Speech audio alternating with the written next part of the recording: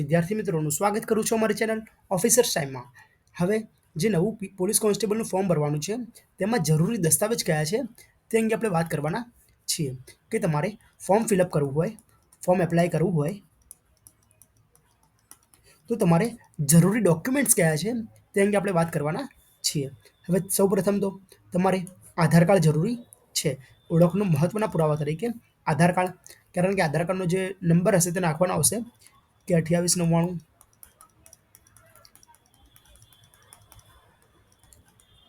આ જે આધાર કાર્ડનો નંબર હોય છે તે તમારે નાખવાનો આવશે.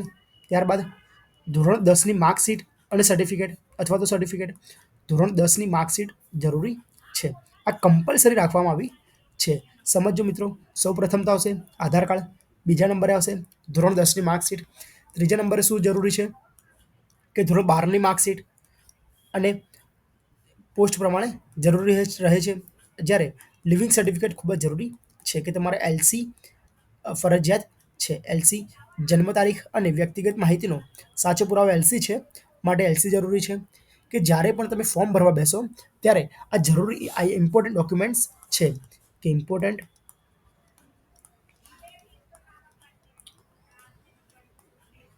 ડોક્યુમેન્ટ્સ છે જે તમારે સાથે લઈને બેસવું પડશે, કે જેથી વારે વારે તમારે સાઇન ઇન ના કરવું પડે તે માટે. રાઈટ, સમજી ગયા? આધાર કાર્ડ, ધોરણ 10ની માર્કશીટ, ધોરણ 12ની માર્કશીટ, ત્યારબાદ લિવિંગ સર્ટિફિકેટ. હવે તેથી આગળ આવી જઈએ કે જાતિનું પ્રમાણપત્ર છે. તો જાતિના પ્રમાણપત્ર કોના માટે? કે એસસી, એસટી અને ઓબીસી અને એસસીબીસી માટે જાતિનું પ્રમાણપત્ર ફરજિયાત છે, જે સરકારી અધિકારી દ્વારા જારી કરાયેલું હોવું જોઈએ. જે જાતિનું પ્રમાણપત્ર હોય છે તે સરકારી અધિકારી દ્વારા જારી કરાયેલું હોવું જોઈએ. કોના માટે જાતિનું પ્રમાણપત્ર?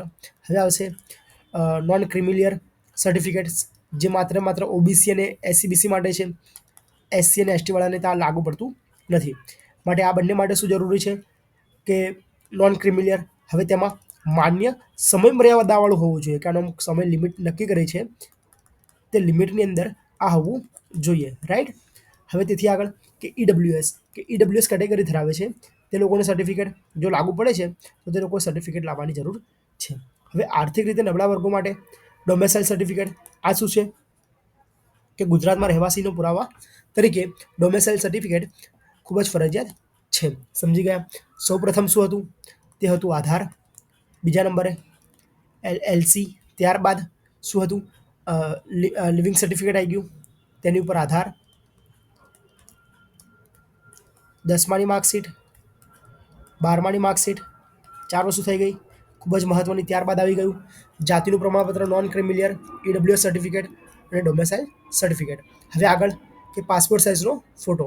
હવે ઘણા મિત્રોને આમાં ખૂબ જ તકલીફ પડવાની છે, કારણ કે આમાં અમુક જે પેરામીટર્સ છે તે નક્કી કરવામાં આવ્યા છે કે જે પિક્ચર હોય, ફોટો હોય છે, તેની અમુક જે સાઇઝ હોય એ ડિસાઇડ કરેલી હોય કે આ કેબીથી લઈને આ કેબી વચ્ચે હોવો જોઈએ.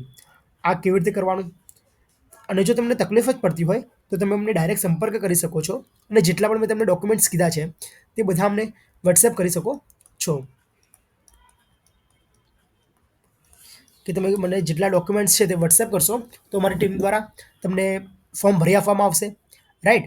કે તમારે ફોર્મ ભરવાની જરૂર નથી. અને અમુક વિદ્યાર્થી હોય કે જેમને હજુ ફર્સ્ટ જ વાર પહેલી વખત ફોર્મ ભરતા હોય, ફર્સ્ટ વખત એપ્લાય કરતા હોય, તો લોકોને ઘણો ડર રહે છે કે મારું ફોર્મ પ્રોપર રીતે ભરાશે કે નહીં ભરાય, રિજેક્ટ થશે તો તે જ ઘણા બધા ઇસ્યુઝ છે. એ તમારે એનો સામનો ના કરવો હોય તો તમે એમને ડાયરેક્ટ સંપર્ક કરી શકો છો. વોટ્સએપ નંબર તમને તમારી સ્ક્રીન પર દેખાઈ રહ્યો છે, અથવા તો જે ઇન્સ્ટાગ્રામ આઈડી છે તેના પર પણ તમે જઈને અમારો સંપર્ક કરી શકો છો, અને અમે તમને ફોર્મ ફિલઅપ કરીને આપી દઈશું. માત્ર ને માત્ર તમારે પોતાનો ડોક્યુમેન્ટ મોકલવાના રહેશે. રાઈટ.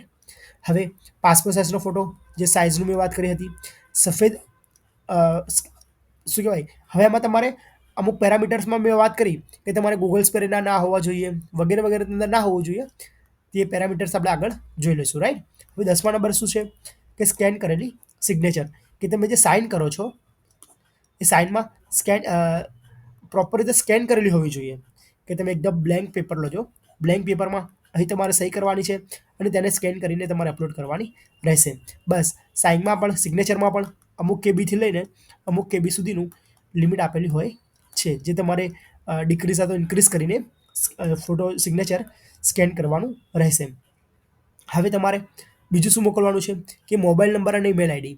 કે ધારો કે કોઈનો ફોન, મારો જ નંબર લખી દઈએ, એક જ મિનિટ મિત્રો. કે ધારો કે મારે એપ્લાય કરવું હોય તો 9104174736 આજે મારો ફોન નંબર થઈ ગયો. ઓફિસર્સ ટાઈમની જે યુટ્યુબ ચેનલ છે તે 365@gmail.com. બસ આ જે અમુક છે તે તમારે જરૂરી છે. હવે તમારે ફોન નંબર અને ઈમેલ આઈડી ખૂબ જ જરૂરી છે, કારણ કે તેનાથી જ તમને માહિતી આપવામાં આવશે કે તમે તમારો કોલ લેટર ડાઉનલોડ કરો, અધરવાઇઝ શું કહેવાય, પ્રિલિમ્સનો, મેન્સનો જે અથવા રનિંગનો છે તે બધું તમને આ પર જાણ કરવામાં આવશે. ખૂબ જ જરૂરી.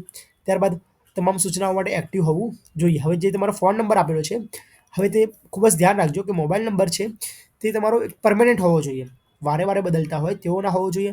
અને ઈમેલ આઈડી પર તમે એક્ટિવ હોવા જોઈએ, કારણ કે બધા જ જે ઇન્ફોર્મેશન છે વિભાગ દ્વારા ત્યાં જ આપવામાં આવશે, માટે તમારે તેનું ખૂબ જ ધ્યાન રાખવાનું છે. રાઈટ. તેના બાદ સ્પોર્ટ સર્ટિફિકેટ. સર મારી જો સ્પોર્ટ સર્ટિફિકેટ નથી તો શું કરીએ? નથી તો નથી આપવાનું, પરંતુ જો તમારી જોડે હોય સર્ટિફિકેટ તો તમારે આપવું જરૂરી છે, કારણ કે તેના અમુક તમને એક્સ્ટ્રા માર્ક્સ મળવાના છે. રાઈટ. કારણ કે એક્સ્ટ્રા જે સ્પોર્ટ્સ કોટાના માર્ક્સ હોય તે તમને મળશે, માટે જો હોય તો વેલ એન્ડ ગુડ છે, તમારે આપવાનું રહેશે. અને જો નથી તો કોઈ વાંધો નથી. રાઈટ, સમજી ગયા? હવે ત્યારબાદ જે સ્પોર્ટ્સ કોટાનું સર્ટિફિકેટ છે તે તમારે કઈ રાજ્ય કક્ષાનું અથવા તો સ્ટેટ અથવા નેશનલનું હોવું જોઈએ. સ્ટેટ અથવા તો નેશનલનું સર્ટિફિકેટ હોવું જોઈએ. તમે સ્કૂલના સર્ટિફિકેટ્સ આમાં અપલોડ ના કરી શકો. સાંભળજો મિત્ર, સ્કૂલના સર્ટિફિકેટ્સ આમાં અપલોડ ના થાય. તમારા રાજ્ય અથવા તો રાષ્ટ્રીય કક્ષાનું સર્ટિફિકેટ્સ છે સ્પોર્ટ્સ કોટાનું, કોઈ પણ રમત હોય, ખોખો હોય કે કબડ્ડી હોય, કોઈ પણ ચેસ હોય, તમે પોતાના ડોક્યુમેન્ટ્સ આમાં અપલોડ કરવાના રહેશે. ત્યારબાદ સી સર્ટિફિકેટ્સ. મેં આગળ જે વિડીયો બનાવ્યો હતો કે ભાઈ પૂરી શું કહેવાય નોટિફિકેશન સમજાવી હતી, તેમાં સંપૂર્ણ આપણે માહિતી આપી હતી કે એનસીસીમાં જે લોકોને એ સર્ટિફિકેટ છે, જે લોકોને બી સર્ટિફિકેટ છે અને જે લોકોને સી સર્ટિફિકેટ છે, આ લોકોને કેટલા કેટલા માર્ક્સ આપવામાં આવ્યા છે તેની આપણે અગાઉ વિડીયોમાં વાત કરી હતી. ના જોયું હોય તો મારી પ્લેલિસ્ટમાં જઈને જે ગુજરાત પોલીસ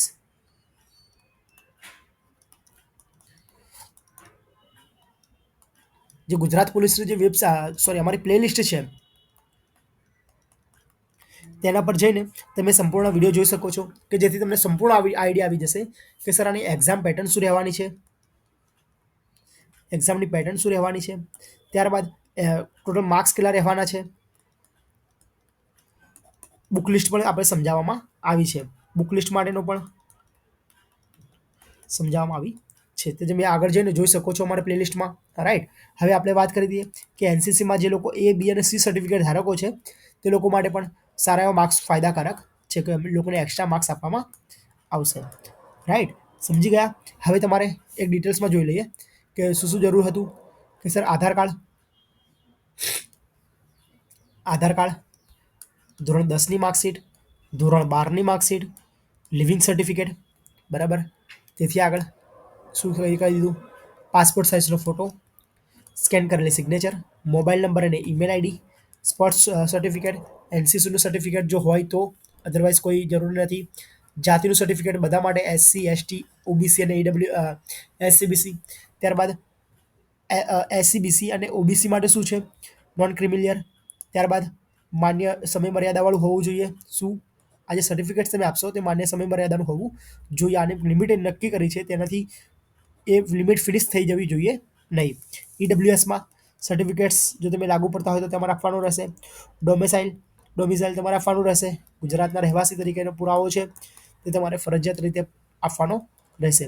ત્યારબાદ આધાર કાર્ડની વાત કરી દીધી. હવે તમારે ફોર્મ ભરવું હોય તો તમે અમને સંપર્ક કરી શકો છો વોટ્સએપ અથવા તો ઇન્સ્ટાગ્રામ દ્વારા, કે જેથી અમે તમને સંપૂર્ણ ફોર્મ જે છે એ ભરીને આપી દઈશું.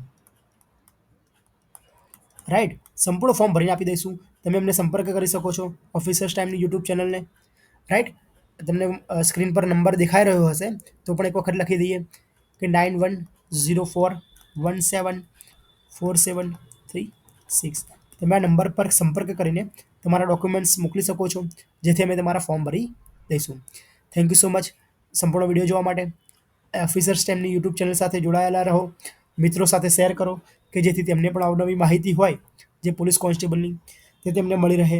અને લાઈક કરો, સબસ્ક્રાઈબ કરો અને કમેન્ટ્સ કરો, જેથી અમને પણ ખબર પડે કે તમારે શું ડિમાન્ડ છે, કે તમારે આગળ વિડીયો શેનો જોઈએ છે, કે બુક લિસ્ટનો જોઈએ છે કે પછી સંપૂર્ણ સિલેબસ સમજવો છે તેનો વિડીયો જોઈએ છે, તે તમે અમને કમેન્ટ કરી શકો છો. Right, thank you so much.